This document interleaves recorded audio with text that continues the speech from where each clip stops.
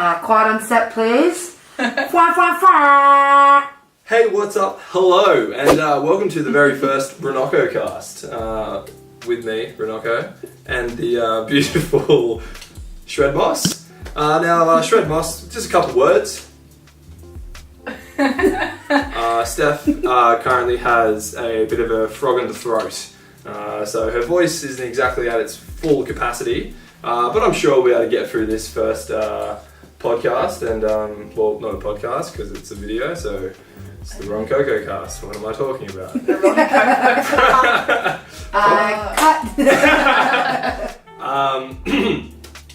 I guess the idea is that I'm just going to have people, hopefully throughout the summer, come onto this, and we're just going to chat shit and sort of dive into, topics, I guess. And I think the first topic we're going to start on tonight, is probably just going to be, the whole reason why people are so into the old ski bum life, the whole season life, and why, the people go on these 6-month adventures and come back completely different humans. Besides me dragging you to Canada, what was the main reason for you actually coming and wanting to jump into it? You forced me to learn to snowboard. Definitely is true, isn't it? I feel like it was forced on me. Yeah. Not that I didn't like it, but I never would have chosen it for myself. Yeah, that's very fair, that's very fair. Well, and you also got quite a nice job offer. Yeah. I guess, you're one of the very few people who could move across to Canada and still work in their career and still push themselves. Yeah, I think that was the only terms and conditions of me going. It's like, I'm only going if I can still work on my career. Yeah, that's definitely it. Yeah. But what about the lifestyle? I love it. Yeah. I love snowboarding. Yeah. On my days off. Yeah.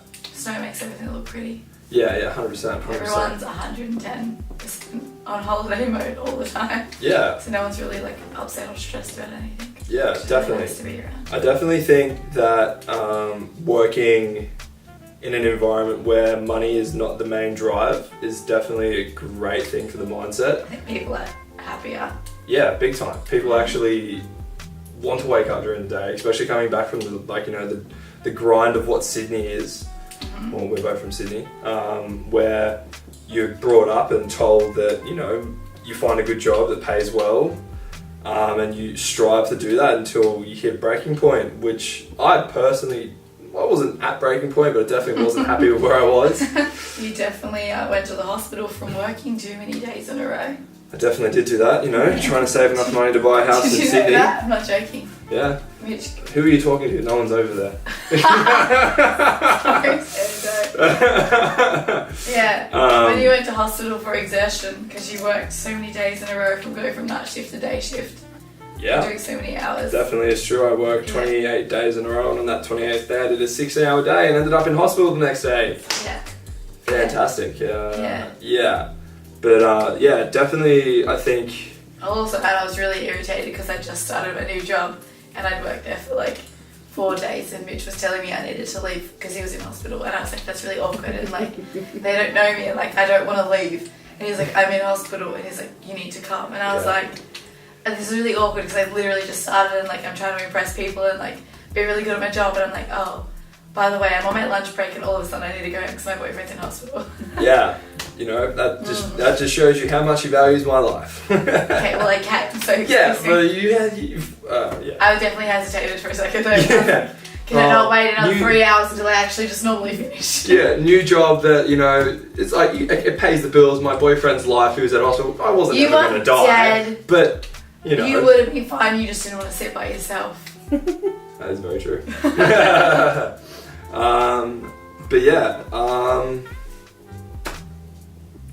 Wow, that really just killed the flow of this. This podcasting thing is distracted. This talking thing is very difficult to keep doing. How do they do it so well?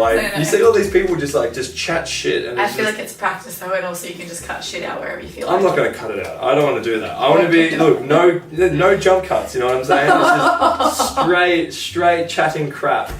But I like we have a live audience. We have a live audience, you know. This how good is it? We've got a fireplace, So keeping us warm. Might roast some marshmallows in that soon. a marshmallow. Yeah.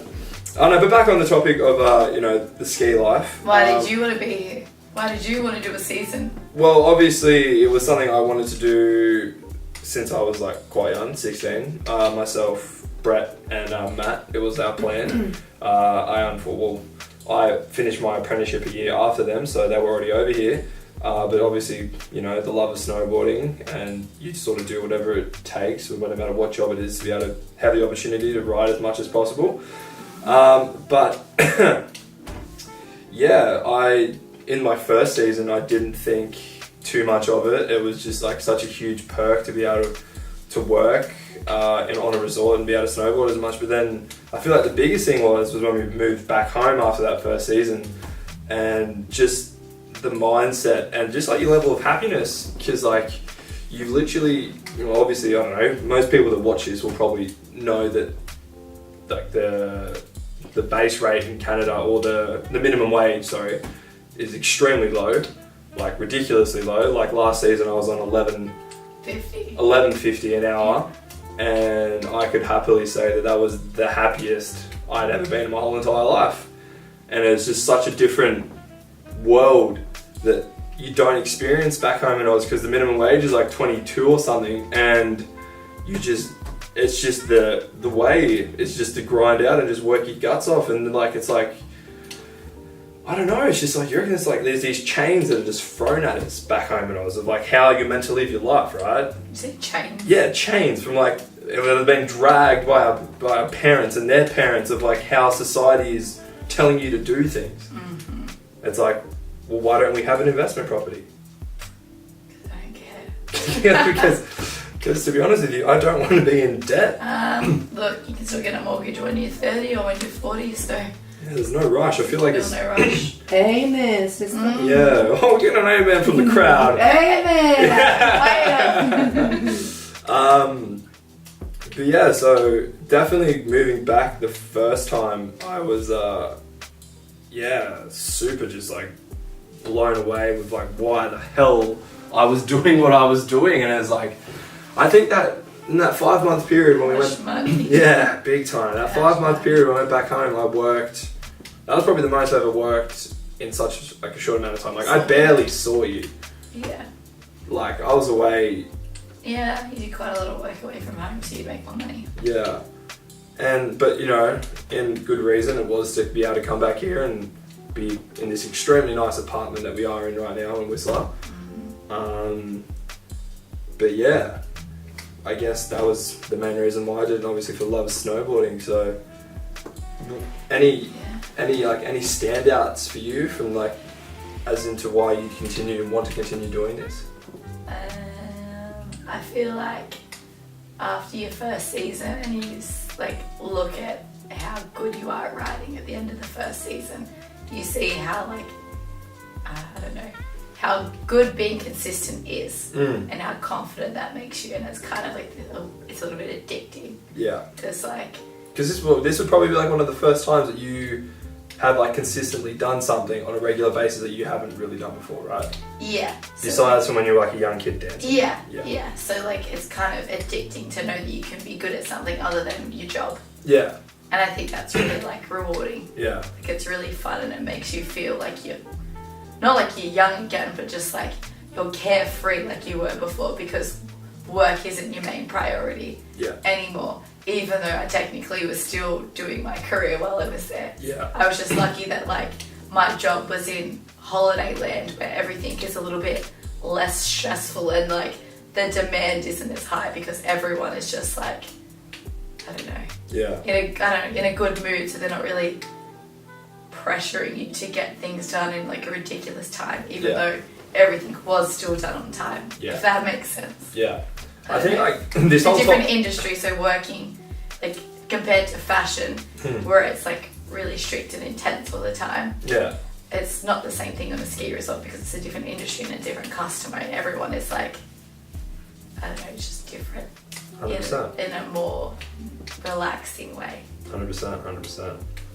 I actually had something I was going to say, but I completely forgot. Oh, This whole topic pretty much stems from like all day's post that was saying that was literally saying like, why do people go to a ski season and come back? They've seen some shit. And like, don't get me wrong, you definitely do see some shit, so see some pretty fucked up shit, but like, if anything, you sort of realise that the world isn't exactly the way that You thought it was. Yeah, that you can go live this lifestyle on a minimum wage and still be pretty goddamn happy with yourself. Yeah. Yeah. Isn't it funny how you can earn $11.50 and you still paid rent, fed yourself, went on road trips, paid your phone bill?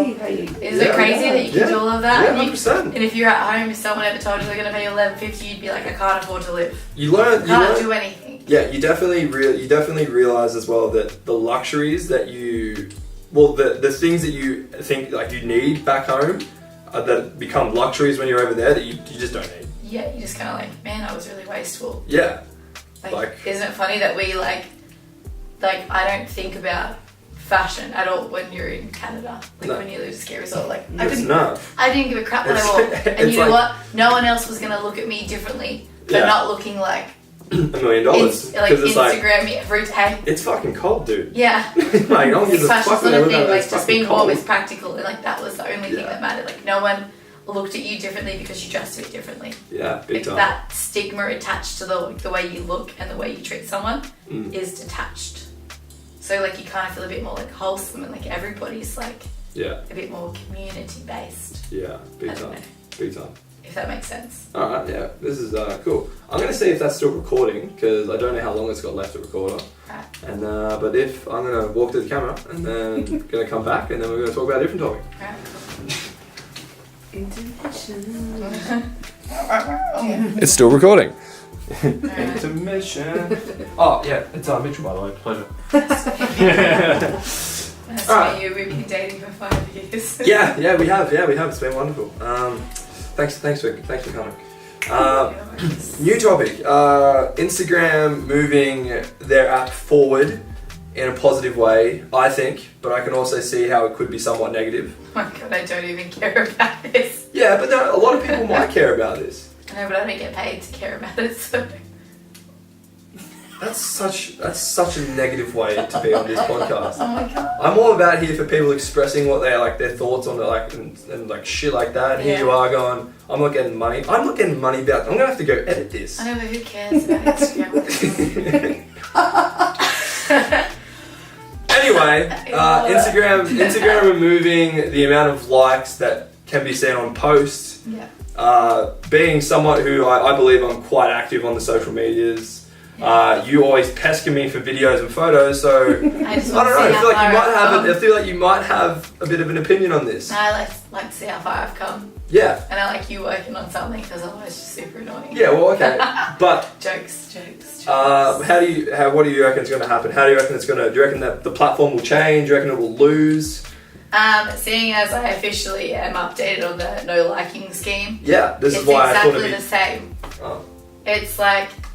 The only thing that's different is if you were to look at my photo, you can't see how many likes I've got. I can still see it, so nothing's changed.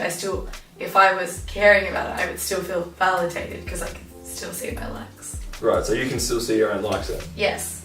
Right. You just can't see it. Right. You can see all the people that have liked it, so if you're so bothered to go and count every person that has liked my photo, you could also figure out how many likes I had. Can you really? Yeah, you can click on it, so it'll be like... Can I see? So if you were to pull up someone's post, so now it is, it'll be like odd, Nas, and others liked your photo, and if you clicked others, it'll show you everyone else that likes the photo on someone else's photo. That is like completely different. So Morgan, Kate, and others, you click on others, I can still see everyone that's liked your photo. I just can't see the number. So it just says, only Ronncoco can see the number of people who like this post, but I can still see all the people that did it. Okay. Well, okay, a bit of a turn of what I thought the topic would go. It's really not as dramatic as what everyone making it out. But I guess that means it still does, for like an influencer market, I guess, push them sort of back, because like I guess brands would be the less likely to approach a person if they don't know their reach. No, because I think they would just look at your following count, which is what they would have been looking at in the first place. Right.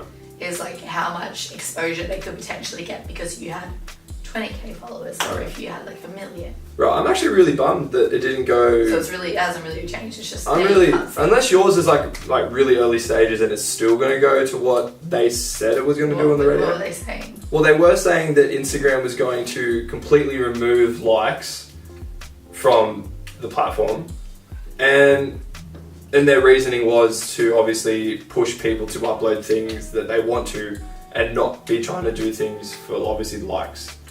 And which I thought was a good thing, because a lot of people, and even me, sometimes I won't post something because I know it won't do very well, but I might enjoy it. But it's like, well, like I thought it was pretty sad as posted it. Yeah, exactly. Which is the way that it should be. Like we shouldn't be like so chained for other people. Yeah, 100%. Like you know, but yeah, I'm sort of bummed that didn't go the way that I thought it was going to go. That's really shit. Yeah, it's really exactly the same in my eyes. It hasn't changed at all. It's just that now when I scroll, I'm not going to see how many likes something has. Yeah, so you can't track someone else's progress, but you could still guesstimate, really. Who gives a fuck about that? Well, I don't really care what anyone else is doing because, like, it's not a job for me. Yeah. So it doesn't bother me whether or not I can see how well someone else is doing. Yeah. But then again, I guess like it is a bit of a bum because I'm talking in a snowboard sense, right? So if I was to find an account and like someone is a really good rider and they have like very small amount of coverage. Following? Pardon? Yeah. Following? Yeah, probably, yeah. Coverage, what the fuck? Yeah, I sort of like, and I have followed like riders that have like sort of blown up, and it's good to see because like, you know, it's good to see that good riders are getting good exposure. I guess you would know they had good exposure by their following, and if like people like hashtagging them or something. Yeah, right. Like looking at their tag. Yeah, to fair enough. communicate with them. Fair enough. Or commenting, like if people genuinely like you, they usually like go out of their way to comment and be like, oh, that was really sick, dude. Yeah. So you can still see comments. None of that's gone away. Fair enough. So it would be like if your engagement was real or not. Yeah. Well, thank you. Thanks for coming in. I know you've travelled pretty far. I've travelled from this section of the couch to this section. Yeah. Thank you. I really appreciate it. It's been an honour. Mm-hmm. You are going to be the first person to ever be on the Ronncoco cast. Yeah. Obviously, I need to get some copyright on my name, seeing as it wasn't created by me. Ronncoco was definitely something created by two people. Odnas, who is sitting over there in the corner, doesn't want to be on this episode, that's fair enough. And also Emily. She probably doesn't know how to use YouTube, so she probably won't ever see this. She's from the And Caitlin too. Oh, and Caitlin. Yeah, anyway, yeah, thanks for watching. I'll see you maybe some other time for another podcast. Cut. Oh. Action. See you later on in bed. Hey. Yeah. It's kinky. Big dicks.